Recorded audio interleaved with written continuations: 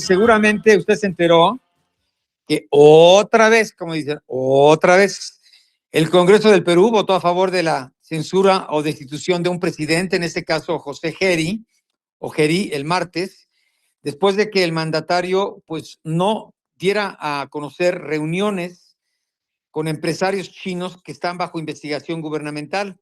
Se trata del episodio más reciente de convulsión política en el Perú, que ha cambiado de dirigentes pues con una rapidez inusual, ¿no?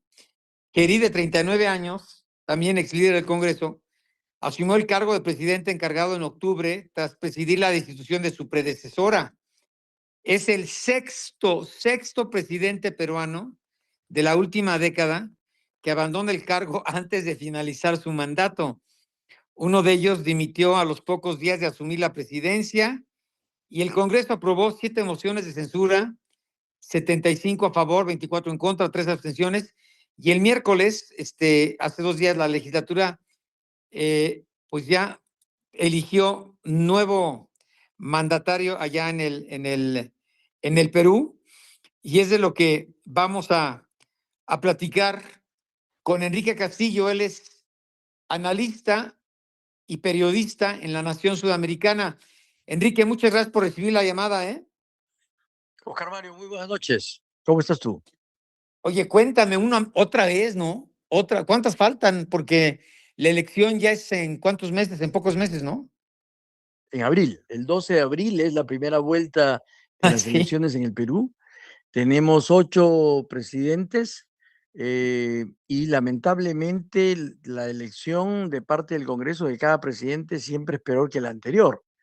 Como tú has dicho muy bien, José Geri, que ya tenía antecedentes bien complicados porque había sido acusado en un proceso de violación, había sido acusado de corrupción por haber recibido $200,000 para sacar adelante un proyecto de ley, y había sido acusado de otro tipo también de, digamos, presuntos delitos. Sin embargo, el Congreso le dio la presidencia de esa representación y con la caída de Dina Boluarte, que fue la sexta presidenta, que también vacaron pues, este mismo Congreso, pues le dio la oportunidad a Geri de subir a la presidencia de la República, y ahora cae y eligen a José María Balcázar, que es otra persona, un abogado, jurista, que ha sido juez, pero que también tiene una serie de acusaciones, investigaciones y juicios.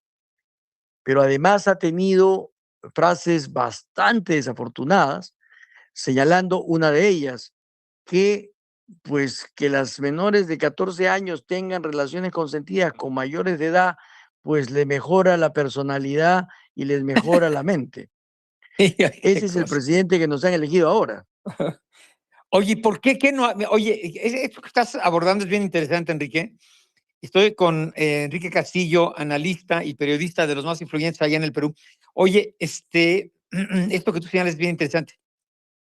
Pero ¿qué no hay? ¿Qué no hay opciones? Mira, se van a enfrentar, tengo entendido, a también una problemática muy difícil de resolver, porque para la primera vuelta de la elección presidencial, que es en abril próximo, creo que hay demasiados candidatos y ninguno 36, se Oscar despega. Mario, ¿Mande? 36 candidatos. 36 Imagínate, candidatos. 36, no recordaba el número, sí. Bueno, 36 candidatos. Y bueno, ¿qué pasa en el Perú? Quizá como en muchos países, pero dices, llega uno menos peor o llega uno igual de malo, con este personaje que tú mencionas, que es una verdadera estupidez lo que dice. Pero bueno, el que sale también es acusado de actos de, de corrupción. Y este nuevo presidente que tendrá esta responsabilidad si lo dejan llegar a la segunda vuelta, que creo que serían como 4 meses, bueno, pues también ha sido muy cuestionado en muchos aspectos y pues se supone que es de izquierda radical, ¿no? Efectivamente, digamos, sus antecedentes, que no son buenos, lo Ajá. remiten también a ser miembro del partido Perú Libre. Perú Libre es el partido que llevó al gobierno a Pedro Castillo, este presidente que quiso dar un golpe de Estado y cuya esposa justamente está en México, asilada por el presidente López Obrador. Que además Pedro Castillo en este momento está preso, purga condena o por lo menos investigaciones y prisión preventiva. Su familia, también parte de su familia está en México y la otra parte de su familia está postulando por un partido político aquí en el Perú y efectivamente el actual presidente acá, recién elegido, así fue presentado su postulación por Perú Libre, el partido que llevó a Pedro Castillo. Ahora, él, digamos, tiene la etiqueta de izquierdista radical. Sin embargo, hay que señalar que sus primeras frases y sus primeras palabras en los 2 últimos días han tenido poco de izquierdoso y poco de radical, porque ha dicho, por ejemplo, que su primera preocupación es mantener la política macroeconómica que tiene el Perú intacta, la política monetaria, y también que le preocupa que los inversionistas tengan sobresaltos, por lo cual no quiere mover nada que signifique incertidumbre para los inversionistas. Claro, estas palabras no son propias de ningún comunista ni de ningún radical. Entonces, estamos en este momento en una situación en la cual entre sus antecedentes y lo que va diciendo, ahora hay una brecha muy grande y no sabemos a cuál creerle, si al José María Balcázar de hace una semana o al José María Balcázar de hace 2 días. Estamos esperando la conformación de su gabinete, estamos esperando que dicte las primeras medidas, porque solo así nos daremos cuenta la orientación que va a tener y si verdaderamente va a actuar como un radical de izquierda o como un pragmático presidente que quiere pasar a la historia haciendo 4 meses de transición hasta que venga el nuevo gobierno. Oye, pero llama la atención, Enrique, tu país, Perú, y tú lo sabes, ha sido y sigue siendo, ¿no? Yo creo que todavía considerado como ejemplo en este continente americano de estabilidad social y económica, en donde el desastre político que han vivido durante los últimos años, pues no afecta a las principales variables de la economía. Eso es bien interesante, ¿no? Eso es efectivamente una de las cosas que los peruanos tenemos como ciertas y además que nos mantiene con esperanzas de que esto se pueda superar. Efectivamente, somos la economía que más crece en América Latina, incluso por encima de Chile en los últimos años. Hemos tenido una estabilidad macroeconómica muy grande, tenemos inversión privada que sigue llegando al Perú, no solamente en minería, en servicios, y en agroexportación. Somos líderes en agroexportación, por ejemplo, en arándanos, en uvas y en una serie de productos. Entonces, efectivamente, ha sucedido que a partir del 2016 que se inicia la crisis política con este enfrentamiento entre Keiko Fujimori y Pedro Pablo Kuczynski, ahí se inician las vacancias. A partir de ahí es que empiezan a subir y caer presidentes vacados, censurados o obligados a renunciar. Pero desde ahí nuestra economía no ha sufrido. Y eso es lo increíble. Macroeconómicamente tenemos fortalezas y columnas vertebrales que hasta ahora no se mueven, tenemos reservas internacionales importantes y afortunadamente los ciudadanos no han generado convulsiones sociales que puedan ser de temer y que hayan generado inestabilidad en las inversiones. Entonces, tenemos una economía fuerte, tenemos una economía que tiene incluso para crecer a techos de 8 o 9%, pero esta inestabilidad económica nos impide crecer a mayor velocidad, pero felizmente no daña estas columnas vertebrales. Entonces, nos damos cuenta que la economía y la política van por cuerdas separadas. El Congreso tiene, imagínate tú, una desaprobación de 96%, desaprobación de 96%, y nuestros presidentes, por ejemplo, Dina Boluarte, tenía una aprobación de 2% y una desaprobación de 98%. Y sin embargo, la economía sigue fuerte, la economía sigue atrayendo inversionistas y siguen generándose una serie de flujos de inversión que son la envidia en América del Sur. Oye, ¿ya qué se debe que no hay ese contagio, eh? Pues mira, lo que se da es que tenemos afortunadamente un Banco Central de Reserva que tiene una autonomía muy fuerte y tiene un presidente, Julio Velarde, que en diversas oportunidades ha sido elegido como el banquero central más importante del mundo. Tiene la solvencia para mantener una inflación que está siempre por debajo del rango meta, que es 2.5%. Mantiene la estabilidad del sol peruano frente al dólar, por ejemplo. Mantiene líneas macroeconómicas y tasas de interés de referencia que son un modelo en América Latina. Entonces, afortunadamente, el Banco Central y el Ministerio de Economía y Finanzas hasta ahora no ha sido capturado por las tendencias populistas o clientelistas. Entonces, el Ministerio de Economía y Finanzas mantiene un trabajo coordinado con el Banco Central y esto ha permitido que no se tomen medidas que pueden ahuyentar la inversión o que pueden generar pánico financiero. Oye, pero también tienes un poder judicial independiente y un Congreso dividido que no está manipulado por el presidente o la presidenta en turno, ¿no? Lo que tenemos, desgraciadamente, es un Congreso que es verdad que es autónomo, pero que sí ha sido capturado por la corrupción y por las economías ilegales. Entonces, el Congreso se convirtió en el principal problema para la estabilidad de los presidentes. Y ese es nuestro problema mayor. Los presidentes, desde que Pedro Pablo Kuczynski fue obligado a renunciar en el año 2017, se han cuidado mucho de no llevarle la contraria al Congreso, de tratar de someterse al Congreso, de voluntariamente supeditarse al Congreso con el miedo de que el Congreso los obligue a renunciar, los vaque o los censure. Y el Congreso ha tomado un poder muy fuerte. El sistema político en el Perú era presidencialista. Hoy, en la práctica, Oscar Mario, es un modelo parlamentarista, porque es el Congreso el que domina el escenario político, es el Congreso el que ha sometido a los presidentes y es el Congreso que da una serie de leyes populistas, clientelistas, que incluso favorecen, por ejemplo, economías ilegales como la minería ilegal.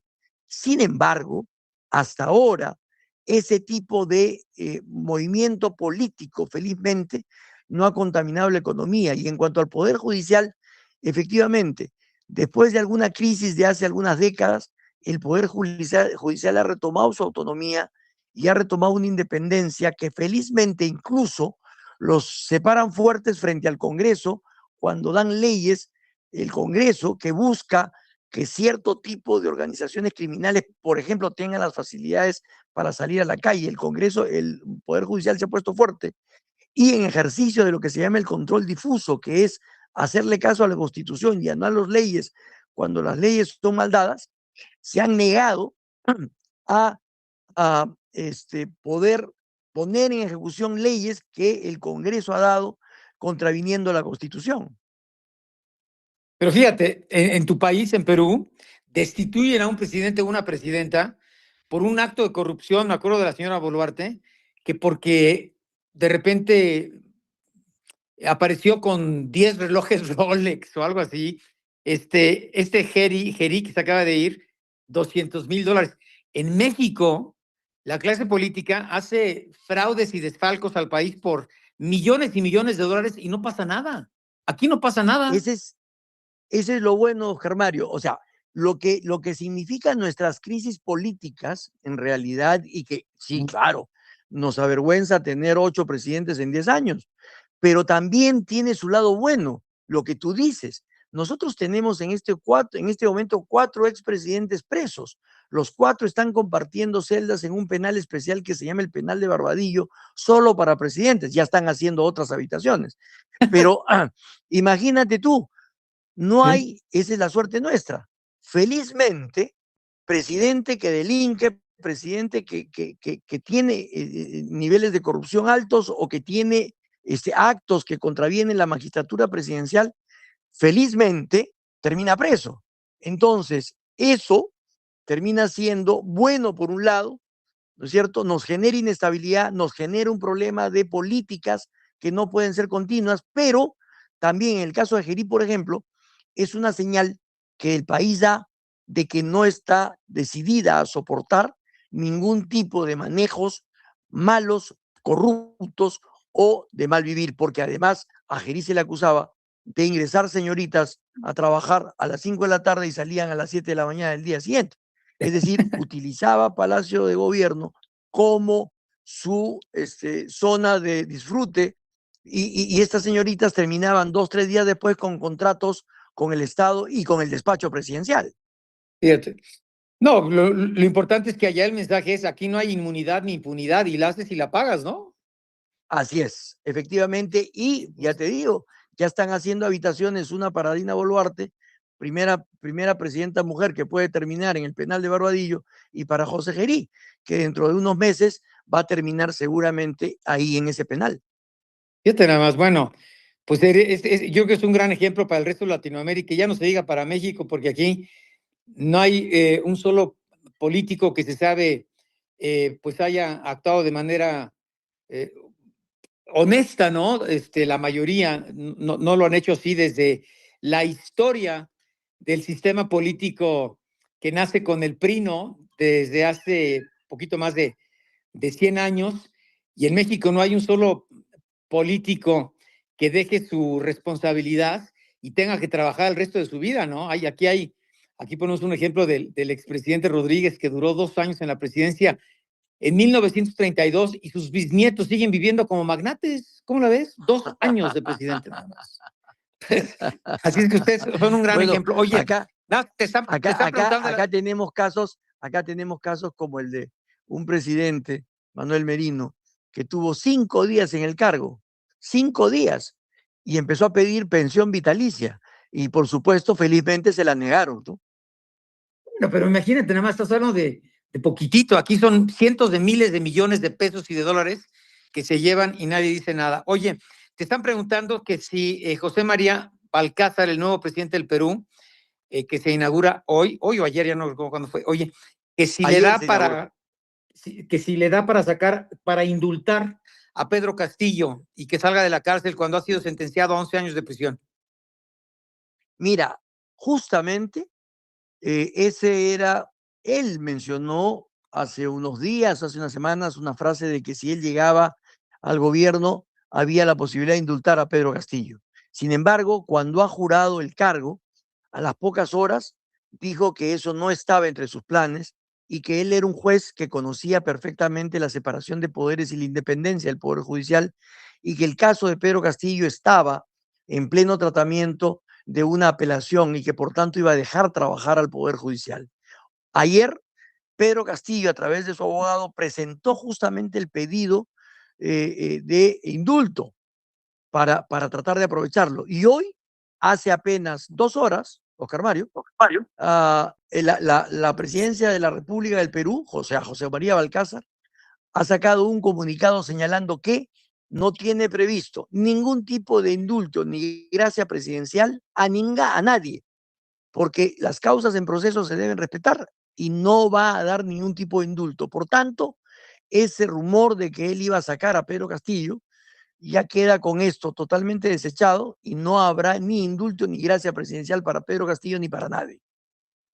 Oye, y por último, ¿cuáles serían? Bueno, no sé si dentro de esta lista de 36 candidatos, la señora Fujimori sea una de las que tienen la oportunidad de ganar la elección presidencial en abril. Pues yo no sé, la primera, segunda vuelta, quién sabe cómo va a ser. ¿Y quién más sería? ¿Fujimori es una de las fuertes? Efectivamente. Ahora, eso de fuerte es relativo.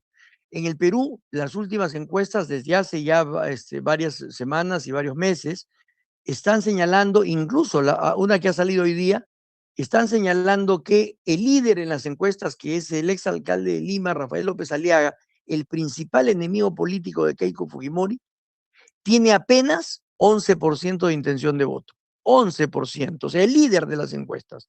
Sigue la señora Fujimori con 7% de intención de voto. De ahí para abajo hay el izquierdista López Chao, que tiene 5%, y un ex artista cómico, Carlos Álvarez, que tiene 4%. Si tú te das cuenta, los niveles de intención de voto son bajísimos. O sea, que un líder de las encuestas esté con 10%, a estas alturas, cuando faltan apenas 2 meses para la primera vuelta, termina siendo muy bajo. El tema y el drama para Keiko Fujimori es que, según todas las encuestas, si ella por casualidad pasa a la segunda vuelta, pierde con cualquier otro candidato. O sea, cualquier candidato que llegue a la segunda vuelta con ella, según las encuestas, le gana a Keiko Fujimori. Porque el antifujimorismo en el Perú en una segunda vuelta termina siendo altísimo. Y todos los grupos políticos, desde el centro hacia la extrema izquierda, siempre se unen para bloquearle el camino a Keiko Fujimori, de tal manera que lo más probable es que en esta oportunidad el electorado peruano opte por cualquier otra opción, sabiendo que si vota por Keiko Fujimori, ella va a perder, entonces sería un voto perdido. Los candidatos en este momento favoritos son Rafael López Aliaga, como te digo, que ha sido alcalde de Lima hasta hace 4 meses, de la derecha también, una derecha de Renovación Popular, pero derecha al fin, y quizás derecha mucho más extrema Sí. que la de Keiko Fujimori, pero enemigo político de Keiko Fujimori, y los otros favoritos terminan siendo Alfonso López Chao, que es un centroizquierdista, Carlos Álvarez, que es un hombre de derecha, y bueno, Keiko Fujimori, pero como te digo, Sí. ella la tiene bien difícil